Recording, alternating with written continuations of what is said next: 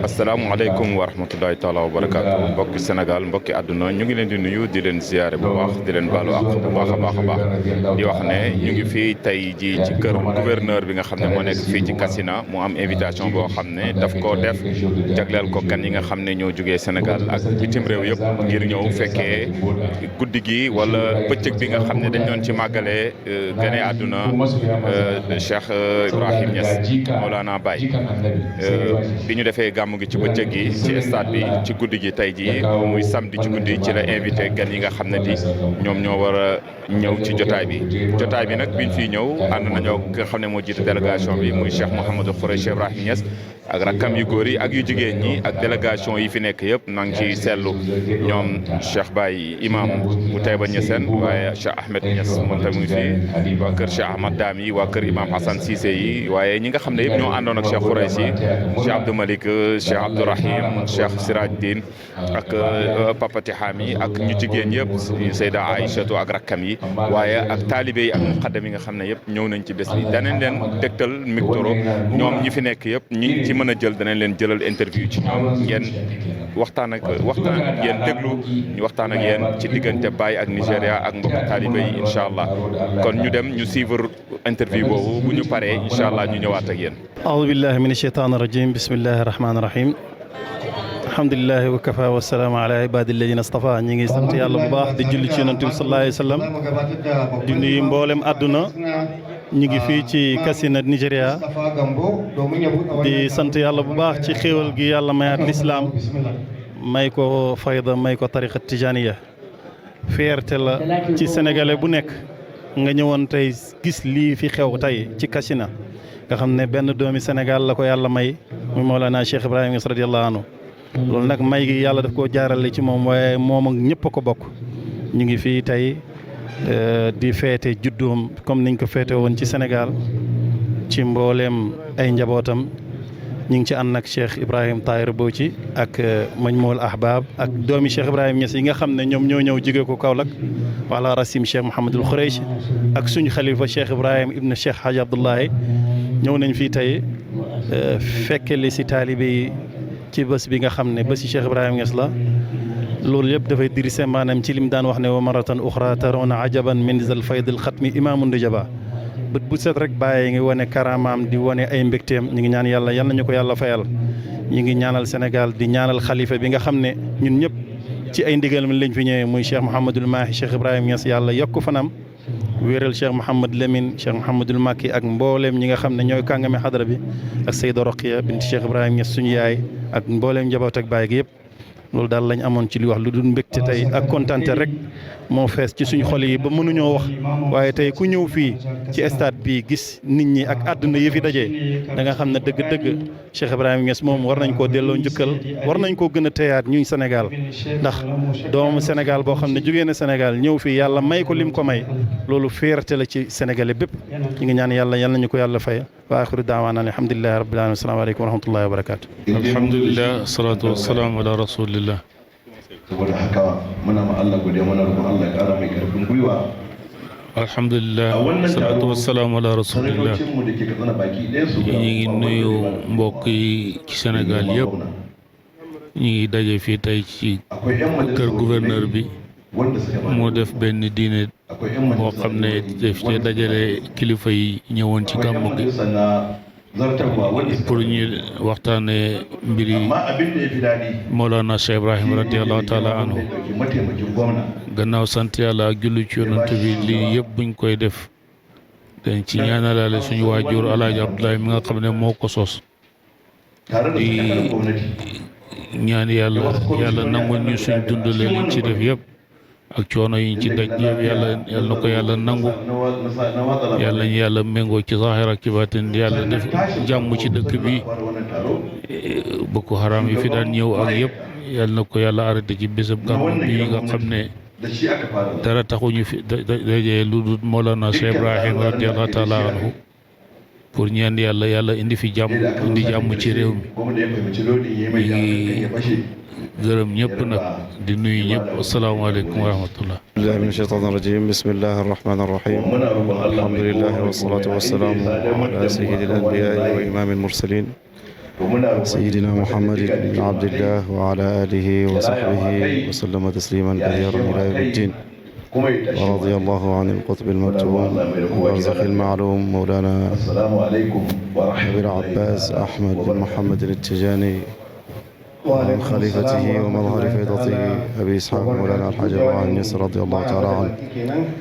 di sant yàlla bu baax di yonent yàlla Muhammad sallallahu alayhi wa sallam di wax ne ku gërëmul nit du gërëm yàlla. tey nag jotaay bi dara waralu ko doon ñëw pour feexal suñ xol yi ci Mawlana Cheikh Ibrahim Niass radiyallahu anhu nga xam ne dëgg su fekkee xol yi am na docteur dëgg Mawlana Cheikh Ibrahim Niass mooy docteur yi xol yi li ko itteel yëpp mooy xol yi mu soppandiku ci xol yi jaamu yàlla pour ñu nekkal yàlla. tey nag lii dajale ñu fi ñuy fii tey ci dëkk bii tey di Katsina xam ne dëkku taarix la dëkk xam-xam la dëkk lislaam la nga xam ne ron na ci nettalikat yi ne dëkki lislaam dugg na fi bi yonent bi sallallahu alayhi wa sallam di am juróom-ñeenti at ci biir suuf beneen riwaaya wax na 12 ans ci biir suuf muy riwaaya bi mooy ne 19 ci hijriya beneen riwaaya bi ne 23 ci hijriya bu mu ci mën a doon rek lislaam teer na fee dugg te loolu lim lay tegtal rek mooy njëriñal dëkk bi ak makaana dëkk bi nga xamante ni lépp ci xam-xam la tegu. Mawlana Cheikh radiyallahu anhu nag bi ko yàlla defalee lu mu ko defal dëkk bu mu mës a dem rek ñay sang dëkk boobu ñu la ko yàlla di booleeg mu tegtal leen ba nga xamante ne dina nekk ndimbal ñeel lislaam. Mawlana Cheikh radiyallahu anhu bëggee bi ñu koy bëggee nag dana yokk suñ mbëggeel ci yonent bi sallallahu alayhi wa sallam dana yokk suñ mbëggeel ci Cheikh Tidiane radiyallahu anhu dana yokk suñ mbëggeel it ci moom parce que moo ñu tegtal yoon bi ñuy bëggee yonent bi ak ñu koy toppee moo ñu tegtal yoon bi nga xamante ne ni ci la ñuy toppee yàlla radiyallahu anhu wax ne ku la tegtal àdduna waruñ ne la war a lor na la ku la tegtal yàlla dëgg kooku moo la laaya biir Mawlana Cheikh nag radiyallahu anhu daf ñoo laaya biir moo tax dara waruñu ci moom daal mooy roy ko ba dee wala topp ko ba dee. itteem yëpp mooy lislaam itteem yëpp mooy xettali doomu aadama nga xam ne ni tey ñu ngi daje fii àdduna bi ñu ngi jooy ñàkk sécurité bi nga xam ne Nigeria xaasatan mu ngi koy jooy ñu ngi ñaan yàlla def fi jàmm yàlla def ko ci àdduna bi yëpp. Maam Alaaji radiyallahu anhu daan na wax ne xay fekk yaa ngi koy dégg rek mucc gu ci ñu ngi dégg waxtu bu nekk ñu naan kidnappé leen fii arrêté leen école fële sàngam jàpp leen xale yi waaye yooyu yëpp ñu ngi ñaan ci barke Baay loolu yëpp yàlla na ko yàlla teggi fii teg ko ci réew mi teg ko ci réew yi Afrique yëpp yàlla daf jàmm ci àdduna bi daf ko ci Afrique daf ko ci Nigeria daf ko ci Sénégal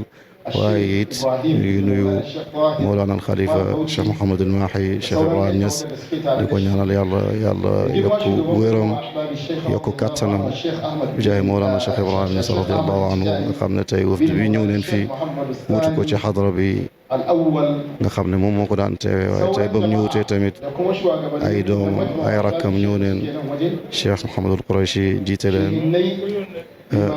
أحفادي شيخ إبراهيم ابن الخليفة حاج عبد الله أك شيخ إبراهيم شيخ طاهر بوشي nga xam ne ni itteem yëpp lu jëmale fayda bi ak xadara bi ci kanam la ñu ngi koy ñaanal yàlla na yàlla fay ko yàlla na yàlla yàggal kilifa yi suñ kanam di nuyu it imaamul xadara Mawlana Cheikh Ahmad Tidiane Alioune Cissé ak naatiq bismil xadara Cheikh Mouhamadul Mahi Alioune Cissé wa axiru daawaana an alhamdulillahi rabbil alamin assalaamu aleykum wa rahmatullahi taala wa barakatuh. bismillah alhamdulillah wasalaatu wasalaamu ala rasulillah assalaamu aleykum wa rahmatullahi taala wa barakatuh. mbokki jullit yi mbokki taalibe yi fépp ci àdduna bi surtout fii ci Nigeria ak Sénégal maa leen ndokkeel sama bopp di leen ndokkeel ci bés bu mag bi di weeru rajab di weeru Baay weeru boo xam ne ci la Baay radiyallahu taala anhu juddu ñu koy fêté at bu nekk fii ci Nigeria di dab daje gàmmu ak conférence internationale boo xam ne Afrique yëpp dafay daje fii pour fàttaliku Baye ci jàngam bi ak jàngalem bi ak fayda bi mu indi ak jaam dafa bëgg yàlla xam yonent bi ci xol fépp jàmm jullit fu nekk ci àdduna bi moo tax at mu nekk si rôle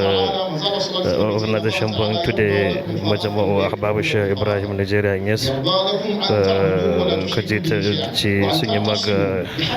Cheikh Ahmad Tidiane Cheikh Sana Awad boo xam ne moo ko jiite ñu taxawal at bi mooy ñeenti fukk at mun ko commencé te yàlla daf tey ñu koy def ci dëkk ba ñu oo Katsina fii ci gouverneur bi moo dalal nit ñi te ci la bés mbégte la daal ci kontaante di ñaan yàlla may ñu barke Baye yàlla may ñu ay taalibe Baye xaqan yàlla may ñu def xidma ci Baye awma lu may wax lu bari parce que bés bi macha allah bés bu kawe la te bari na fii ay kilifa yoo xam ne mënuma taxaw seen kanam saa wax waaye yëpp ci ndigal la moo tax waaye doomi Baye yëpp kan Cheikh Mouhamed Touhami Cheikh Mouhamed al Quraysh Cheikh Abdourahim Niass Cheikh Abdoul Malik Seyda Aïcha bint Cheikh Ibrahim Niass Seyda Ouma Hani Seyda Hafsa Seyda Rahma Seyda Mamadou Seyda Habibatu Seyda Mariama Niass ak sët Baye yu bari jóge na Sénégal ak fu nekk ci àdduna bi ñëw fekk ko am na ay shurafa yu jóge Maroc te yëpp fekkoo ko ñu ngi sant yàlla de gërëm waa Sénégal ak télé bi nii bu ñëw jógee Sénégal ba fii pour fekkee affaire bi ñu ngi ñaan yàlla mañ ñu fekkee ko ay at yu bari ñu ngi ñaan yàlla mañ ñu barke Baye te yàlla fayal ñu Baye waaw amuñ li ñu fayee Baye waaye ñu ngi ñaan yàlla pour fayal ñu ko incha allah parce que lam tasaaroo fii surtout ci Nigéria ci faydu bi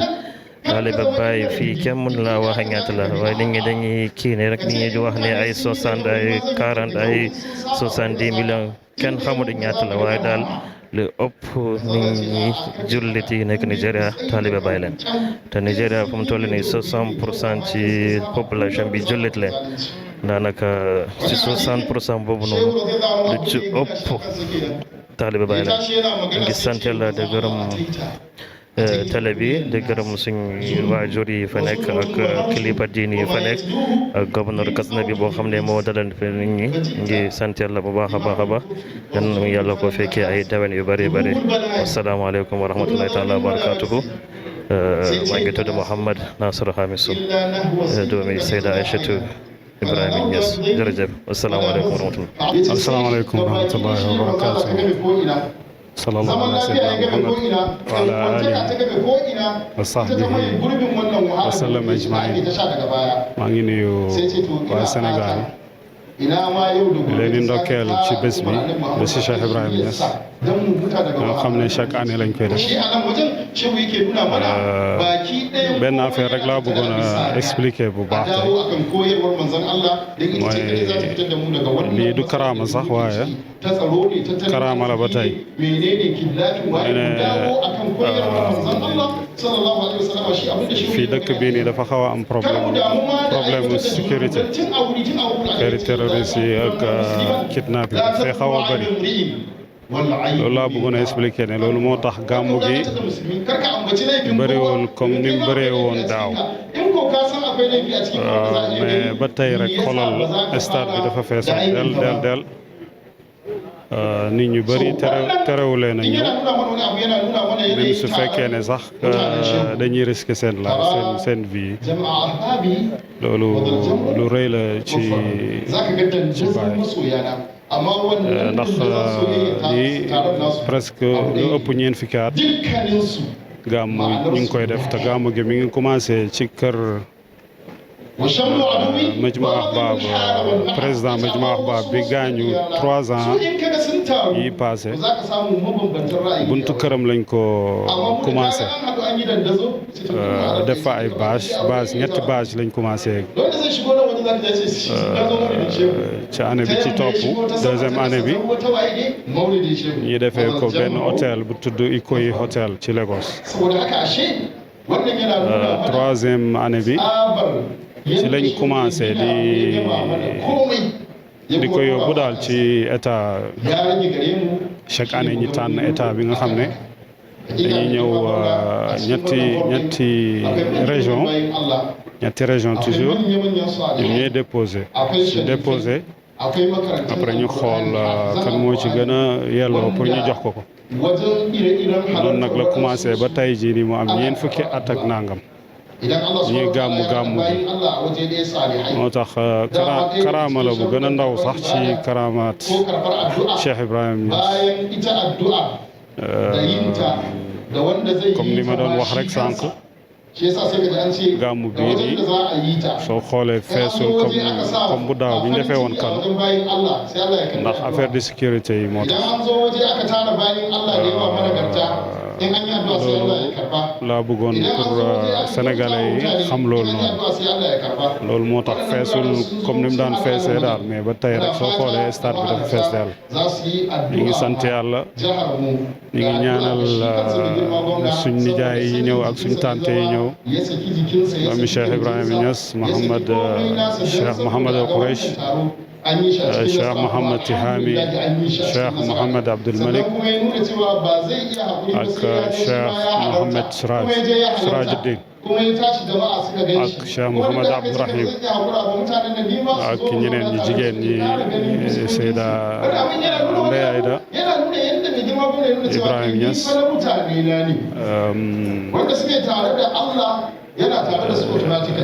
Seyda Oumamatou Ibrahima Niass Seyda Habibatu Ibrahima Niass Seyda Mariam Ibrahima Niass mi nga xam ne moom mooy caati Baay Niass am na yeneen doomi baay yu jigéen yoo xam ne nii ñoom fii lañ nekk ñoom ñett lañ Seyda Oumamatou Ibrahima Niass Seyda Hafsatu Ibrahima Niass ak Seyda Rahma Ibrahima Niass ñu ngi leen di sant di leen di gërëm di leen di ñaanal yàlla ñu yàggal leen fi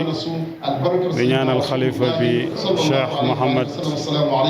Mahi Ibrahima Niass yàlla may ko wér mu yàgg fi moom ak yeneen rakkam yi nga xam ne mënuñu woon a teew ñu ngi leen di ñaanal bu baax Cheikh Mawlana Cheikh Makki Ibrahima Niass xam ne moom moo daan teew tamit chaque année ndeysaan ñu ngi leen di ñaanal bu baax a baax Cheikh Mouhamadul Amin Ibrahima Niass ñoom ñëpp ñu ngi leen di ñaanal yàlla ñu may leen wér ñu yàgg fi lool ñun daal amuñ dara lu may kontaan ci bés bi incha allah ñu ngi leen di sant di leen di gërëm di ñaanal ñëpp yàlla dellu leen dem ci incha allah. alhamdulilahi rabbil alamin bismillahi rahmani rahim alhamdulilahi rabbil alamin wasalaatu wasalaamu ala mawlana rasulillah ñu ngi sant yàlla di julli ci yonent bi di waxati beneen yoon alhamdulillahi alladi hadana li hada wa ma kunna linahtadiya lawla an hadana allah alhamdulillahi ala al-ityan alhamdulillahi ala al-wusuli alhamdulillahi على الزيادة الحمد لله على التحابب في الله لله من الله إلى الله ñi ngi nuyu mboolem àddina di tàmbali di ziyaara xalifa Cheikh Mouhamadul Mahi xaadimul umma di nuyu pays Mawlana Cheikh Ibrahim yëpp fii ci Nigéria di sant yàlla alhamdulillah génne nañ ci gàmmu Mawlana Cheikh Ibrahim ca Sénégal ñëw fii ci Nigéria pour def ko àddina nag dafay dox ñu war a dox ànd ak moom ndaxte lu bëri dañ ko doon dégg waaye léegi dangay toog ca Kaolack ñu ngi nekk fii ñu ngi topp kon alhamdulilah initiative bi ñu ngi koy encouragé te di ñaan yàlla ñu jàppale ko mu gën a développé ndaxte li nga xam ne mi ngi xaar bëri na te alhamdulilah ñu ngi ci kaw yoon bi waaye yàlla gaawal ko ñi ngi ziyaara mboolem àddina fàttali ko fii ci gàmmu Mawlana Cheikh Ibrahim di ñaan mboolem àddina di leen bàyyi xel di ñaan yàlla def dëgg-dëgg ñu nekk ci xattam te boo génnee frontière yi rek da ngay gis ne wax dëgg yàlla may la boo xam ne am na ñi nga xam ne sax buñ génnee frontière bi foofu la ñuy dëkk ba ñuy dellu si te kon nag dëgg-dëgg seeni borom foog naa am na taxawaay boo xam ne buñ ko defee àddina bi yëpp ci seen loxo lay nekk te àddina bi yëpp ci seen loxo la nekk Mawlana ci boppam wax na baarakum mulukal ardi la shakka fazadu kon loolu booy génn da ngay tase ak moom da ngay gisee ak moom kon ñu ngi sant yàlla bi ñu yàlla boolee ci délégation bi nga xam ne ñëw nañ utu mboolem àddina bi ñi nga xam ne dañoo war a ñëw fii ci ndigal alxalifa yal na yàlla yàggal ko fi yàlla matal mboolem yu yéen mboolem mbébétam yàlla sam njaboot gi aar leen teg leen ci siraatal mustaqim ak liggéey bi nga xam ne dëgg-dëgg initiative la boo xam ne yal na yàlla développé ko ndax initiative bu baax la di sant bu baax waa Ansaaruddin ci initiative bi beneen yoon mu gën a yaatu te lépp dana gën a yaatu te loolu mooy liggéey bi du benn nit moo koy def ñaar nit ñoo koy def waaye àddina bi yëpp ñoo fi war a bokk di ko def te Mawlana Cheikh Ibrahim mooy kooku nga xam ne moo wax ne wal ummatu qasdi fihim an asuqahum ila hadratil barri rahim ilahina ñi ngi sant ñi ngi gërëm salaamaaleykum wa rahmatullahi taala wa barakatu délégation bu baax ci gàmmu bi Serigne Khoureychi Niass ak Cheikh Abdou Malick yaakaar naa ne am nañ 10 ans yoo xam ne gisuñu leen ci gàmmu bi waaye seen maay yi def na lu rëy pour forcer leen pour ñu mën a ñëw ci gàmmu bi loolu moo tax daanaka nambuñ sax sëriñ bi ndax gis leen fii ñu leen di garam bu baax di leen tëtagal di ñaan yàlla mu delloo leen ci Sénégal ci jàmm ak salaam sama mbokk yëpp ñu fi nekk Cheikh Baye Cheikh Abdoulaye Niass Cheikh Moustapha Cheikh Ahmad Dam ak Cheikh Ibrahim Cheikh Lamine Niass ñu leen di gërëm bu baax ci ñëw lii moom seen liggéey la moom yàgg ngeen ci ak ñu leen di sant di leen gërëm ci am temps pour mën a ñëw fekkee lii réew mi surtout dëkk bii ci Katsina bii dafa am jafe-jafe sécurité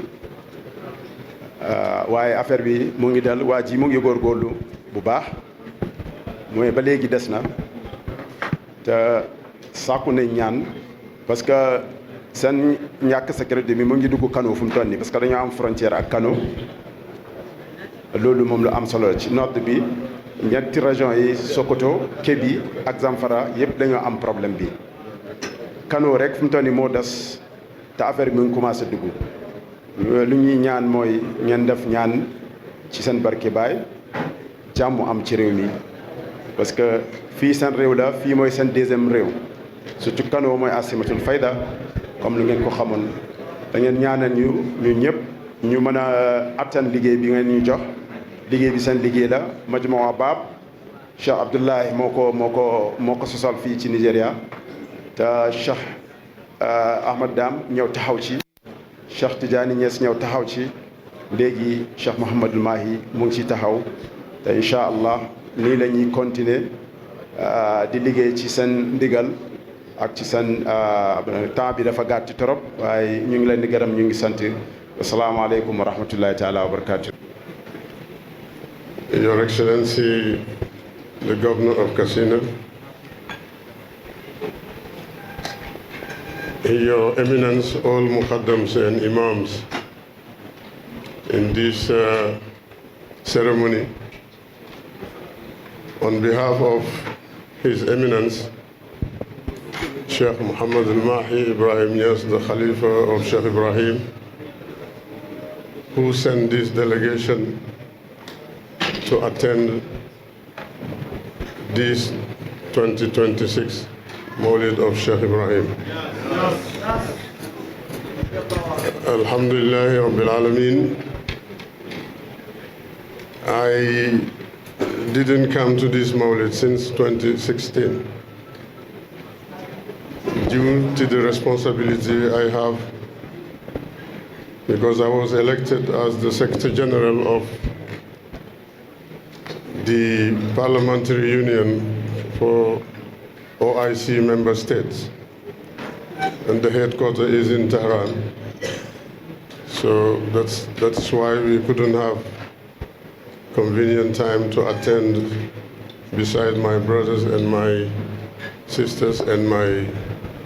grandsons and sons. Today we are very happy celebrating this Mawlid. Celebrating the Mawlid of Sheikh Ibrahim, as I said this morning, it is not celebrating of a Mawlid of person. It is to celebrate the gifts that God gave us through Sheikh Ibrahim, yes. I remember the last attend of Mawlid of Sheikh in Kano for Sheikh Abdullahi, the first Khalifa among Sheikh Ibrahim's sons, because the first Khalifa was Sayyid Ali Sise, the second one was Hajj Abdullahi Inyas after Sayyid Ali. When we reached the place of the Mawlid, the police and the soldiers was fighting to allow Shah Abdullahi to get off the car. But we couldn't come out of the car because of the crowds. They gave him the mic in the car, he delivered his message. While we were going back to Tal Udu, his residence, the tears were coming from his eyes. When we asked him why, he said he remembered the day Sheikh Ibrahim came to Kano for the first time, holding his bag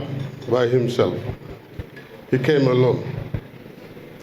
Today his sons are here in Kano. They couldn't come out of the car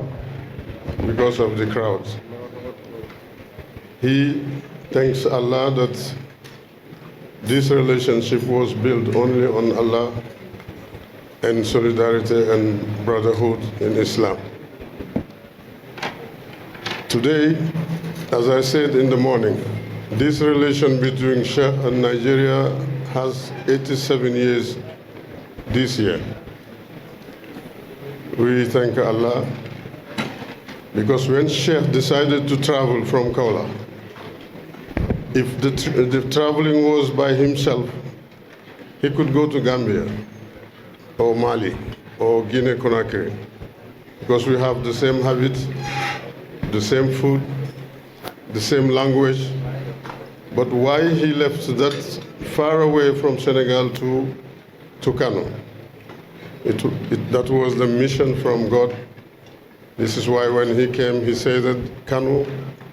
is the capital of the Faida. What we want to analyze for all these years is to have the Muslims to be united. Today, we are second largest religion in the world. After Christianity is Islam. This is why they are fighting Islam.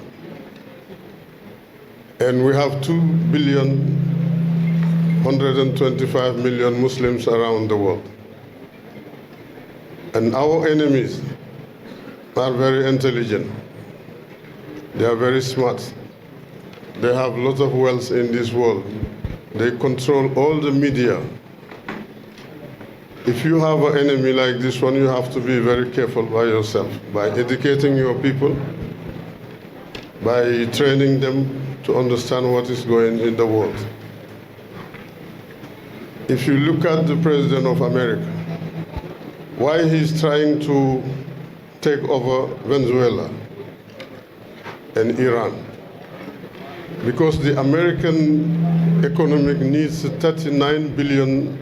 now before they have their economic collapse. They see that the first